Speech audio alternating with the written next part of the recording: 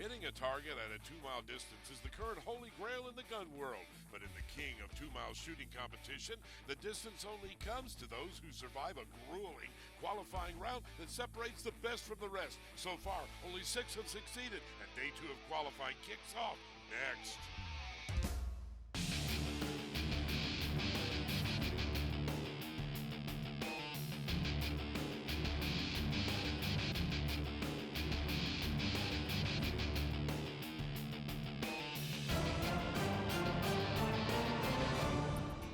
Welcome to the King of 2 Miles, presented by Night Force Optics, coming to you from the NRA Whittington Center in Raton, New Mexico. Hello again, everyone. I'm Ted Jones. Joining me for today's coverage will be our expert analyst, Paul Phillips.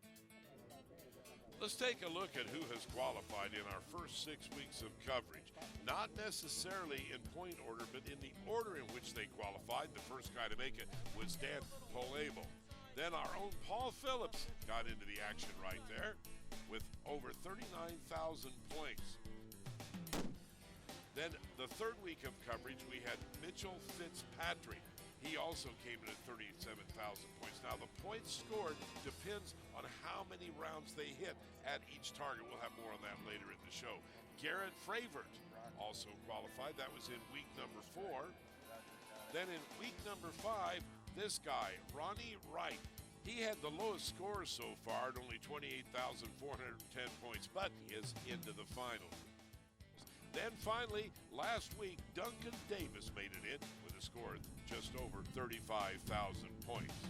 So only 6 are in so far. The point leader, Garrett Fravert, with 39,611. Now let's take a look at the qualifying day format. There are 4 targets. On the first target, you get 5 shots, then only 3 shots on the next 3 targets. There are points scored for each hit.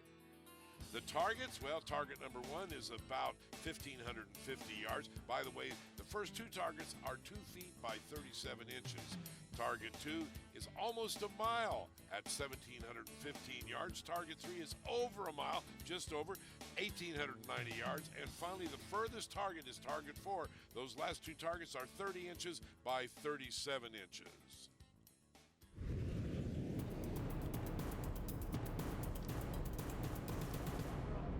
Our first shooter comes to us from Kingwood, Texas, ladies and gentlemen. This is Barry Hamilton. Now, you see the spotter crouched down beside him. You don't normally see that. That's David Griffith. Come down. And the first shot looks like it's a miss. 2 minutes. Yeah, that was over the top. They just came down, they saw the spot, and they're making a correction.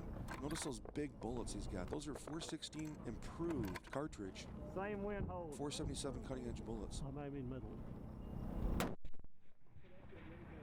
Impact. Repeat. Come down was correct. Yep, they came down, just hit the bottom edge of the plate, and they're going to roll this to see how they do. Looks like he scooted his weapon just a little bit forward there. I don't know if that was intentional, but didn't bother him. Another hit, Paul. Yeah, you're in. Let's see. Yeah, that was only about 3 inches from the last shot. He's doing very well here. He's getting his position consistent. Impact.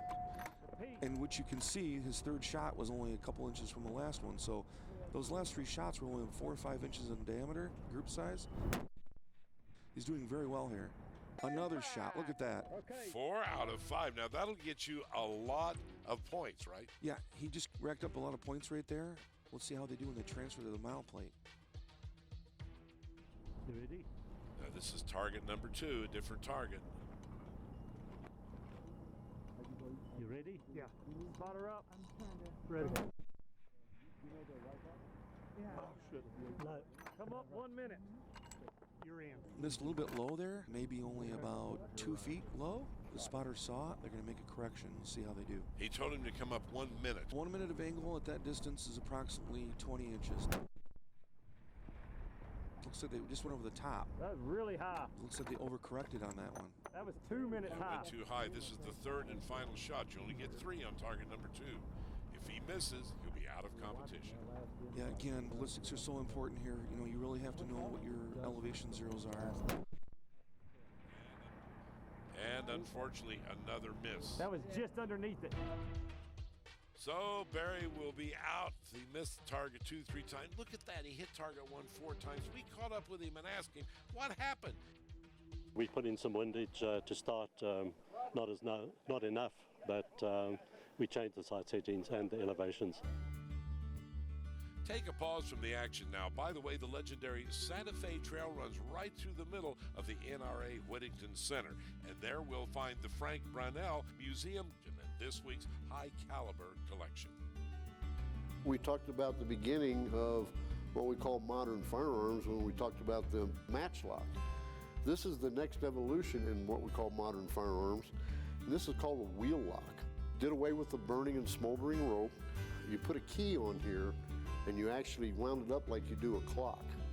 And then when you actually pull the trigger, there's a wheel internal that would spin, creating a spark and igniting the gunpowder. It was definitely a big step up from the matchlock, but the problem with it was a very intricate mechanism and it was really prone to breakage.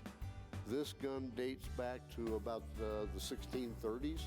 So again, you can tell even in those early days, when they didn't have modern machinery, the work that they were capable of. This is an extremely fine-looking firearm. Thanks to Robbie Roberts, we always enjoy his featured guns. We're going to take a break, but coming up next, our next shooter will be Tim Sellers. Stay tuned for more King of 2 Miles.